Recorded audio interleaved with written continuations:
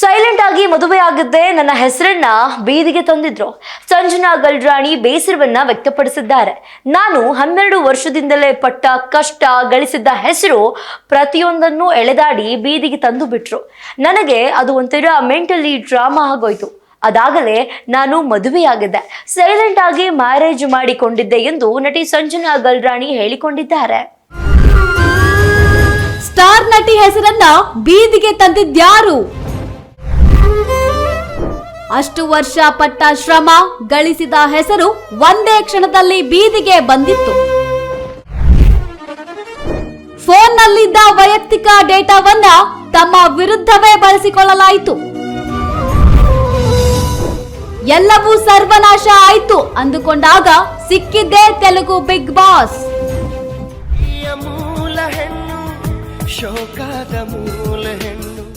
Silent ಆಗಿ ಮದುವೆಯಾಗಿದ್ದೆ, ನನ್ನ ಹೆಸರನ್ನ ಬೀದಿಗೆ ತಂದಿದ್ದರು. ಸಂಜನಾ ಗಲ್ರಾಣಿ ಬೇಸರ. ನಾನು 12 ವರ್ಷದಿಂದಲೇ ಪಟ್ಟ ಕಷ್ಟ ಗಳಿಸಿದ್ದ ಹೆಸರು ಪ್ರತಿಯೊಂದನ್ನು ಎಳೆದಾಡಿ ಬೀದಿಗೆ ತಂದು ಬಿಟ್ಟರು. ನನಗೆ ಅದು ಒಂಥರ ಮೆಂಟಲಿ ಟ್ರಾಮಾ ಆಗೋಯ್ತು. ಅದಾಗಲೇ ನಾನು ಮದುವೆಯಾಗಿದ್ದೆ, ಸೈಲೆಂಟ್ ಆಗಿ ಮ್ಯಾರೇಜ್ ಮಾಡಿಕೊಂಡಿದ್ದೆ ಎಂದು ನಟಿ ಸಂಜನಾ ಗಲ್ರಾಣಿ ಹೇಳಿಕೊಂಡಿದ್ದಾರೆ. ಸ್ಯಾಂಡಲ್ವುಡ್ ನಟಿ ಸಂಜನಾ ಗಲ್ರಾಣಿ ಅವರು ತಮ್ಮ ವೃತ್ತಿ ಜೀವನ ಮತ್ತು ವೈಯಕ್ತಿಕ ಜೀವನದಲ್ಲಿ ಎದುರಿಸಿದ ಅತಿ ದೊಡ್ಡ ಸವಾಲುಗಳ ಬಗ್ಗೆ ಮನಬಿಚ್ಚಿ ಮಾತನಾಡಿದ್ದಾರೆ. 12ನೇ ವಯಸ್ಸಿನಿಂದಲೇ ಕಷ್ಟಪಟ್ಟು ಹೆಸರು ಗಳಿಸಿದ್ದ ಅವರು 2020ರ ಡ್ರಗ್ಸ್ ಪ್ರಕರಣದಿಂದ ಹೇಗೆ ಮಾನಸಿಕವಾಗಿ ಕುಗ್ಗಿ ಹೋದರು ಮತ್ತು ಸೈಲೆಂಟ್ ಆಗಿ ಮದುವೆಯಾಗಿದ್ದೇಕೆ ಅನ್ನೋದರ ಬಗ್ಗೆ ಮಾತನಾಡಿದ್ದಾರೆ.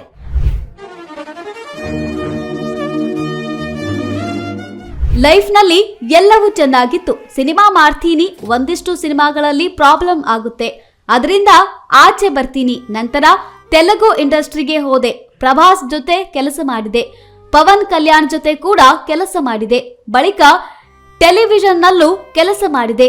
ಎಲ್ಲವೂ ಪರ್ಫೆಕ್ಟ್ ಆಗಿ ನಡೀತಾ ಇತ್ತು. 2020ರಲ್ಲಿ ಡ್ರಗ್ಸ್ ಕೇಸ್ನಲ್ಲಿ ನನ್ನನ್ನು ಸಿಕ್ಕಿ ಹಾಕಿಸಿದರು. ಆಗ ನನಗೆ 32 ವರ್ಷ ವಯಸ್ಸು. ನಾನು 12 ವರ್ಷದ ಹುಡುಗಿಯಿಂದ ಪಟ್ಟ ಕಷ್ಟ, ಸಂಪಾದನೆ ಮಾಡಿದ ಹೆಸರು ಪ್ರತಿಯೊಂದನ್ನ ಎಳೆದಾಡಿ ಬೀದಿಗೆ ತಂದು ಬಿಟ್ಟರು. ನನಗೆ ಅದು ಮೆಂಟಲಿ ಟ್ರಾಮಾ ಆಗೋಯ್ತು.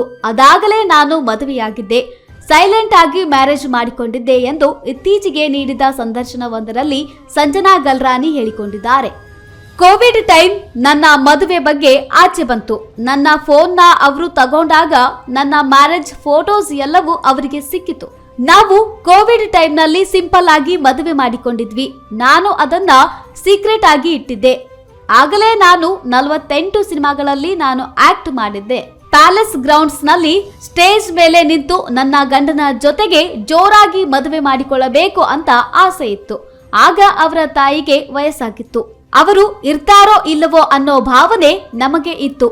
ಅವರು ಹೇಳ್ತಿದ್ರು ನಮ್ಮ ಮದುವೆ ನೋಡ್ಬಿಟ್ಟು ಹೋಗ್ಬೇಕು ಅಂತ. ನಮಗೆ ಅಷ್ಟು ಜೋರಾಗಿ ಮದುವೆ ಮಾಡಿಕೊಳ್ಳೋದಕ್ಕೆ ನಾನು ಮೆಂಟಲಿ ಪ್ರಿಪೇರ್ ಆಗಿರ್ಲಿಲ್ಲ. ಸರಿ, ಮನೆಯಲ್ಲಿ ಈ ರೀತಿಯ ಪರಿಸ್ಥಿತಿ ಇದೆಯಲ್ಲ, ಜೊತೆಗೆ ಕೋವಿಡ್ ಇತ್ತಲ್ಲ, ಹಾಗಾಗಿ ಸಿಂಪಲ್ ಆಗಿ ಮದುವೆ ಆದೆವು ಎಂದರು ಸಂಜನಾ ಗಲ್ರಾಣಿ. ಕೇಸ್ ಆದಾಗ ಪರ್ಸನಲ್ ಡೇಟಾ ನನ್ನ ಫೋನ್ನಲ್ಲಿತ್ತು. ಅದನ್ನ ತಗೊಂಡು ನೋಡಿ ಬೇರೆ ಧರ್ಮದಲ್ಲಿ ಸಂಜನಾ ಗಲ್ರಾಣಿ ಮದುವೆಯಾಗಿದ್ದಾರೆ ಅಂತ ಸುದ್ದಿ ಆಯ್ತು. ಬೇರೆ ಧರ್ಮದಲ್ಲಿ ಮದುವೆ ಆದ್ರೇನು ನೋಡಿ, ನಾನು ಹಣೆಯ ಬೊಟ್ಟು ಇಟ್ಟಿಕೊಂಡಿದ್ದೇನೆ. ನಾನು ಇನ್ನು ಹಿಂದೂ ಧರ್ಮವನ್ನು ಫಾಲೋ ಮಾಡುತ್ತಲೇ ಇದ್ದೀನಿ. ನನ್ನ ಪತಿಯ ಧರ್ಮಕ್ಕೂ ನಾನು ರೆಸ್ಪೆಕ್ಟ್ ಮಾಡ್ತೀನಿ. ಅವರು ನನ್ನ ದೇವಸ್ಥಾನಕ್ಕೆ ಕರೆದುಕೊಂಡು ಹೋಗ್ತಾರೆ. ಕ್ರಿಸ್ಮಸ್ಗೆ ನಾವು ಚರ್ಚ್ಗೂ ಹೋಗ್ತೀವಿ. ದೇವರು ಒಂದೇ ಅಂತ ನಾನು ನಂಬುತ್ತೇನೆ. ನನ್ನ ಪರ್ಸನಲ್ ರಿಲಿಜಿಯನ್ ಚಾಯ್ಸ್ ಬೇರೆ ಅವರಿಗೆ ಯಾಕೆ? ಇದೆಲ್ಲ ನನ್ನ ಪರ್ಸನಲ್ ಡೇಟಾವನ್ನು ಆ ಟೈಮ್ನಲ್ಲಿ ನನ್ನ ವಿರುದ್ಧ ಯೂಸ್ ಮಾಡಿದ್ರು. ಈ ಕೇಸ್ ಆದಾಗ ಎಲ್ಲವೂ ಸರ್ವನಾಶ ಆಗಿ ಫುಲ್ ಸ್ಟಾಪ್ ಬಿತ್ತು. ಆನಂತರ ನನಗೆ ದೊಡ್ಡ ಅವಕಾಶ ಸಿಕ್ಕಿದ್ದು ತೆಲುಗು ಬಿಗ್ ಬಾಸ್ ಎಂದಿದ್ದಾರೆ ಸಂಜನಾ ಗಲ್ರಾಣಿ.